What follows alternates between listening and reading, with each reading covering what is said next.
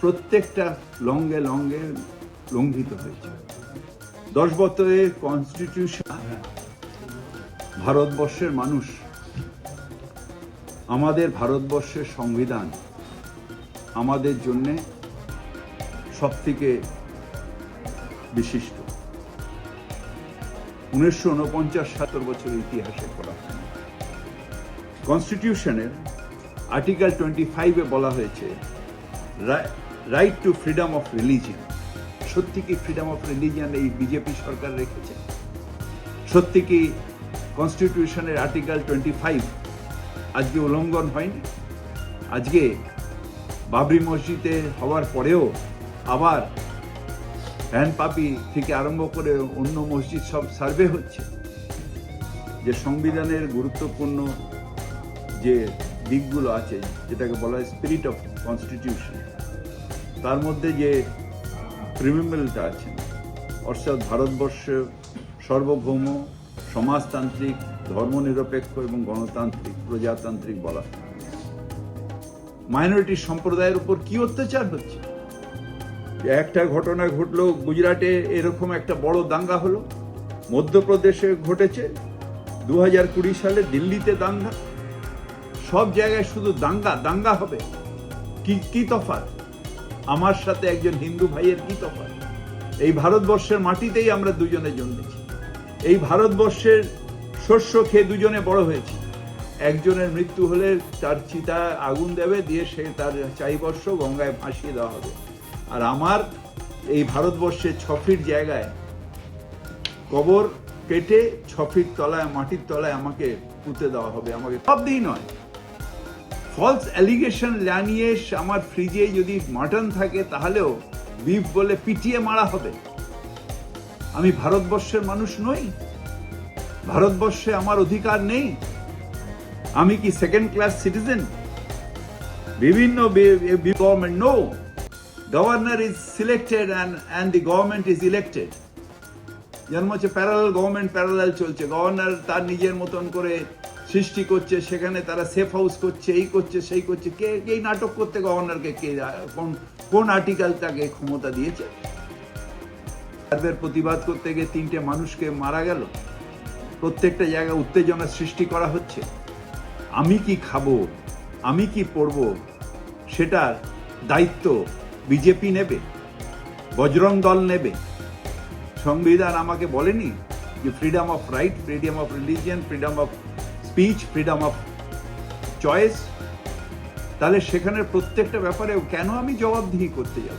Government, no, governor is selected and the government is elected. যেমন হচ্ছে parallel government, parallel চলছে। গভর্নর তার নিজের মতন করে সৃষ্টি করছে, সেখানে তারা সেফ হাউস করছে, এই করছে সেই করছে। কে এই নাটক করতে গভর্নরকে কে, কোন আর্টিকেল তাকে ক্ষমতা দিয়েছে? আমার স্টেটের টাকা নিয়ে যাচ্ছ তোমরা, বিভিন্ন ট্যাক্সের মাধ্যমে, বিভিন্ন সেসের মাধ্যমে টাকা নিয়ে যাচ্ছ। ঠিক যে আমাদের যে ভারতবর্ষের সেনাবাহিনী থেকে আরম্ভ করে আমাদের সিকিউরিটি যাওয়া হয়, ঠিক সেসব আছে। একটা পোর্শন অফ টাকা বিভিন্ন স্কিমে তুমি আমাকে দিচ্ছ। পিতৃদেবের টাকা নয়, বিজেপির পার্টি অফিসের টাকা নয়। সেই টাকা তুমি ইচ্ছার মতন, যেন হচ্ছে আমার পিতৃকুলের টাকা। 100 দিনের কাজের টাকা দেবো কি দেবো না আমার ইচ্ছা, আবাসনের টাকা দেবো কি না আমার ইচ্ছা, জিএসটির টাকা দেবো কি না আমার ইচ্ছা। তোমার পিতৃদেবের টাকা এটা। মাটির সাথে আমার দেহটা বিলীন হয়ে যাবে। আমি ভারতবর্ষের মানুষ নই, সারা জীবন ভারতবর্ষের মাটিতে আমার দেহটা থাকবে।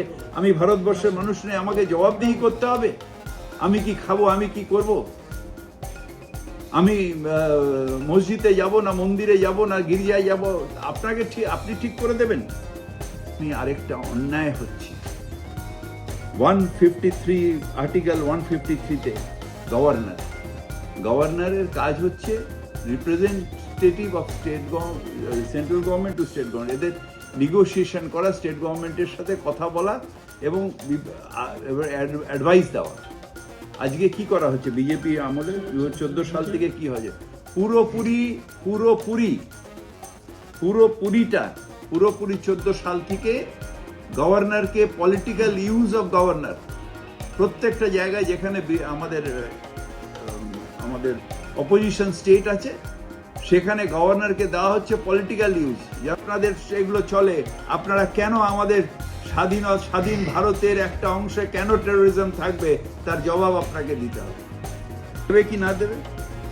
আমাদের দেশের সার্বভৌম যখন আজকে দেখা যায় যে আজকে অরুণাচলে যখন চাইনিজ আগ্রাসন হয়, তখন যার 72 ইঞ্চি ছাতি, তার ছাতি চুপসে যায়, তখন প্রতিবাদ করতে পারে না।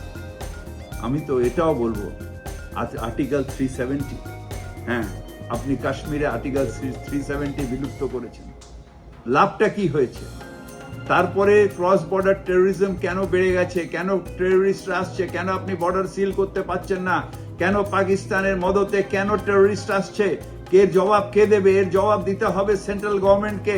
আমরা দেখি যে অনুচ্ছেদ 21, যেখানে আমাদের প্রত্যেকটা মানুষের জীবনের ব্যক্তি স্বাধীনতা আছে, সেখানে আমার মা বোনেরা মণিপুরে তাদের ধর্ষণ করে তাদের উলঙ্গ প্যারেড করানো হয়, তখন ওই 72 ইঞ্চি ছাতি যারা সারা ওয়ার্ল্ডে ঘুরে বেড়ায়, তার সাহস হয় না যে গিয়ে মণিপুরে প্রতিবাদ করার, যেখানে তার এবং তার সহযোগী সরকার আছে, সেখানে এত বড় নারী লাঞ্ছনা হচ্ছে।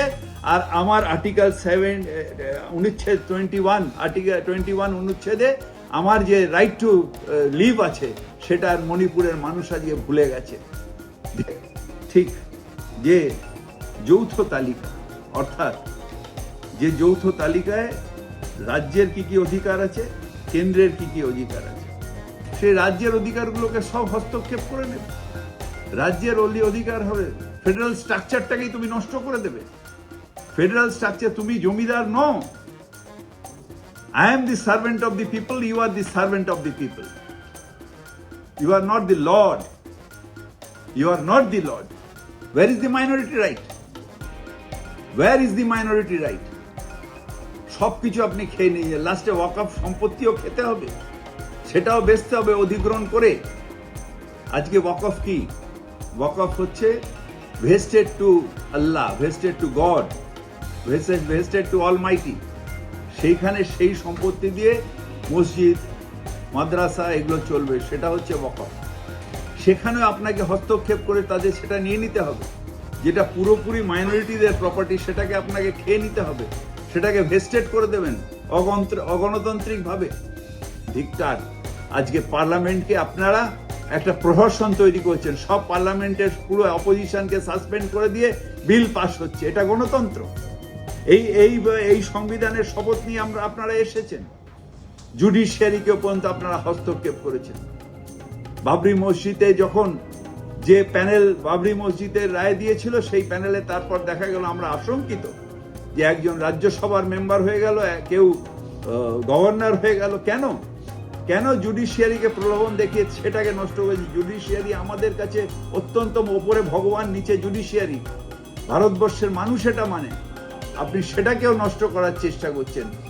তাই বিজেপি সরকারের বিরুদ্ধে এই অ্যাসেম্বলিতে আওয়াজ, প্রথমে স্বাধীনতার আগে আমরা এই অ্যাসেম্বলিতে আমাদের পূর্বপুরুষ আওয়াজ তুলেছে, আর আজকেও আওয়াজ তুলতে হবে, বিজেপি হাটাও, সংবিধান বাঁচাও। চাই আজকে যেটা ভেস্টেড করবেন গভর্নমেন্টের নামে, সেটা তো কালকে বেচবেন, আদানি আম্বানিকে বেচবেন। আর কত এয়ারপোর্ট বিক্রি করেছেন, বিমানবন্দর বিক্রি করছেন, সেল ভেল সব বেচে দিয়েছেন, এবার ওয়াকফটাকে নিয়ে সেটাকেও বেচে দেবেন। ধিক্কার জানাই আপনাকে।